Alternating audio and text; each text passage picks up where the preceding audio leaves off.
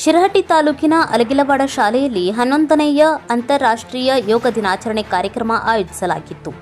ಸದೃಢ ದೇಹದಲ್ಲಿ ಸದೃಢ ಮನಸ್ಸಿರುತ್ತದೆ ಎಂಬಂತೆ ಇಂದಿನ ದಿನಮಾನದಲ್ಲಿ ಆರೋಗ್ಯದ ಬಗ್ಗೆ ಹೆಚ್ಚು ಕಾಳಜಿ ವಹಿಸುವುದು ಅತಿ ಮುಖ್ಯವಾಗಿದೆ. ಈ ಹಿನ್ನೆಲೆಯಲ್ಲಿ ಪ್ರಧಾನಮಂತ್ರಿಗಳಾದ ನರೇಂದ್ರ ಮೋದಿಯವರು 2014ರಲ್ಲಿ ವಿಶ್ವಸಂಸ್ಥೆಯ ಸಾಮಾನ್ಯ ಸಭೆಯಲ್ಲಿ ಇದರ ಬಗ್ಗೆ ಪ್ರಸ್ತಾಪ ಮಂಡಿಸಿದರು. ಅದೇ ವರ್ಷ ಡಿಸೆಂಬರ್ ತಿಂಗಳಲ್ಲಿ ವಿಶ್ವಸಂಸ್ಥೆಯ ಸಾಮಾನ್ಯ ಸಭೆಯ ಖಾಯಂ ಪ್ರತಿನಿಧಿಯಾಗಿರುವ ಅಶೋಕ್ ಮುಖರ್ಜಿ ಅವರ ನೇತೃತ್ವದಲ್ಲಿ ಡಿಸೆಂಬರ್ 11, 2014ರಂದು ಇದರ ಕರಡು ಪ್ರಸ್ತಾವನೆ ಮಂಡನೆಯಾಯಿತು. ವಿಶ್ವಸಂಸ್ಥೆಯ 193 ರಾಷ್ಟ್ರಗಳ ಪೈಕಿ 177 ದೇಶಗಳು ಈ ಪ್ರಸ್ತಾವನೆಗೆ ಅನುಮೋದನೆ ನೀಡಿದವು. ಜೂನ್ 21ರಂದು ಉತ್ತರ ಗೋಲಾರ್ಧದಲ್ಲಿ ವರ್ಷದ ದೀರ್ಘ ದಿನವಾಗಿರುವ ಹಿನ್ನೆಲೆಯಲ್ಲಿ ಅಂದು ಆಚರಿಸಲು ತೀರ್ಮಾನ ಕೈಗೊಳ್ಳಲಾಯಿತು.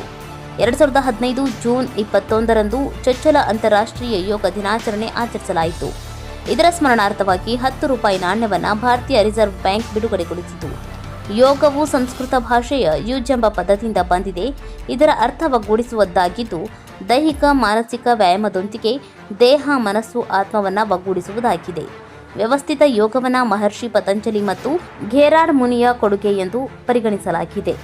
ಯೋಗವು ದೇಹದಲ್ಲಿ ಪ್ರತಿರೋಧಕ ಶಕ್ತಿ ಹೆಚ್ಚಿಸುವುದಲ್ಲದೆ ಜೀವಿತಾವಧಿ ವೃದ್ಧಿಸುತ್ತದೆ.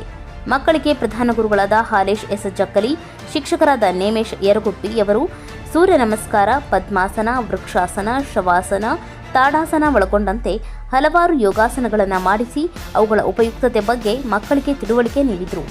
ಈ ಕಾರ್ಯಕ್ರಮದಲ್ಲಿ ಪ್ರಧಾನ ಗುರುಗಳಾದ ಹಾಲೇಶ್ ಎಸ್ ಜಕ್ಕಲಿ, ಶಿಕ್ಷಕರಾದ ನೇಮೇಶ್ ಯರಗುಪ್ಪಿ, ಶಿಕ್ಷಣ ಪ್ರೇಮಿಗಳಾದ ಮೈಲಪ್ಪ ಹರಿಜನ್ ಹಾಗೂ ಮಕ್ಕಳು, ಗ್ರಾಮದ ಗುರು ಹಿರಿಯರು ಭಾಗವಹಿಸಿ ಯೋಗಾಭ್ಯಾಸ ಮಾಡುವುದರ ಮೂಲಕ ಯಶಸ್ವಿಗೊಳಿಸಿದರು.